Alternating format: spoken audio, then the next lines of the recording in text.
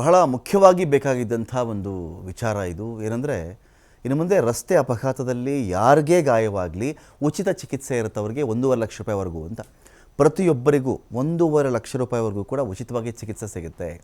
ಯಾರೋ ಹೆದ್ದಾರಿಲಿ ಹೋಗ್ತಿರ್ತಾರೆ, ಎಲ್ಲೋ ಆಕ್ಸಿಡೆಂಟ್ ಆಗಿಬಿಡುತ್ತೆ, ಅವ್ರ ಸಂಬಂಧಿಕರು ಕೆಲವೊಬ್ಬರ ಜೊತೆಲಿ ಇರಬಹುದು, ಇರದೇ ಇರಬಹುದು, ಗೊತ್ತಾಗೋದು ಲೇಟ್ ಆಗಬಹುದು. ಇನ್ಯಾರೋ ಆಪತ್ ಬಾಂಧವರು, ನಾನು ಅವ್ರನ್ನ ಆಪತ್ ಬಾಂಧವರು ಅಂತಲೇ ಕರಿತೀನಿ.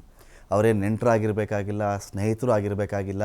ಅಯ್ಯೋ ಅವ್ರು ಬಿದ್ದುಬಿಟ್ರಂತೆ ಎತ್ತಿ ಲಾರಿ ಆಕ್ಸಿಡೆಂಟ್ ಮಾಡಿಬಿಟ್ನಂತೆ, ಸಾವು ಬದುಕಿನ ಮಧ್ಯೆ ಹೋರಾಡ್ತಾ ಇದ್ದಾರೆ, ಆ್ಯಂಬುಲೆನ್ಸಿಗೆ ಫೋನ್ ಮಾಡಿ ಯಾರಾದರೂ ಅಡ್ಮಿಟ್ ಮಾಡಿ ಅಂತಾರಲ್ಲ, ಅವರೇ ಆಪತ್ ಬಾಂಧವರು. ಅವತ್ತಿಗೆ ಒಡ ಹುಟ್ಟಿರಲ್ಲ, ರಕ್ತ ಸಂಬಂಧಿಗಳಾಗಿರಲ್ಲ, ಕನಿಷ್ಠ ಪಕ್ಷ ಸ್ನೇಹಿತರು ಕೂಡ ಆಗಿರಲ್ಲ.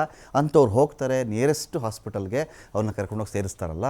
ಅಂಥ ಟೈಮಲ್ಲಿ ಯಾವುದೇ ಆಸ್ಪತ್ರೆಯವರು ತಕರಾರು ತೆಗೆಯಬಾರದು, ಮೊದಲು ಚಿಕಿತ್ಸೆಯನ್ನು ಅವ್ರು ಕೊಡಬೇಕು ಅಂಥೇಳಿ ಇದೇ ಮಾರ್ಚ್ನಿಂದ ದೇಶಾದ್ಯಂತ ಒಂದು ಹೊಸ ನಿಯಮ ಬರ್ತಾ ಇದೆ.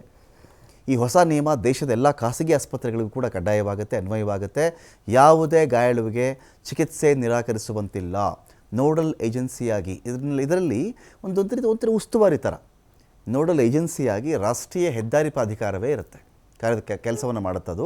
ಯಾವುದೇ ಗಾಯಾಳುವನ್ನು ಯಾರೇ ಕರೆದುಕೊಂಡು ಹೋದರೂ ತಕ್ಷಣ ಚಿಕಿತ್ಸೆ ಕೊಡಬೇಕಾಗತ್ತೆ. ಸಂಬಂಧಿಕರಿರಲಿ, ಕುಟುಂಬದವರು ಇರಲಿ, ಇಲ್ಲದೇ ಇರಲಿ, ಚಿಕಿತ್ಸೆ ನಿರಾಕರಿಸುವಂತಿಲ್ಲ.